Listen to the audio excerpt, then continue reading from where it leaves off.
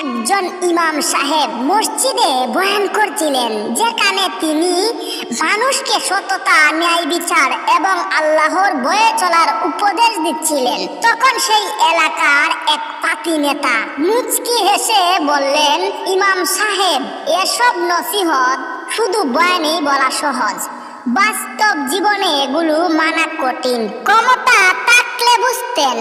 ইমাম সাহেব শান্তভাবে উত্তরে বললেন, ক্ষমতা যদি আল্লাহর কাছে জমা রেখে মানুষের সেবা করার জন্য ব্যবহার করা হয় তাহলে সেটা কঠিন নয়, কিন্তু নিজের লোভ লালসা মেটানোর জন্য ক্ষমতা ব্যবহার করলে অবশ্যই কঠিন মনে হবে। ক্ষমতা তো আল্লাহর পরীক্ষা, সেবা না করে লোভে ব্যবহার করলে এর জবাবদিহি কঠিন হয়ে যাবে। তখন সেই পাতি নেতা লজ্জাতে একদম নীরব হয়ে গেল।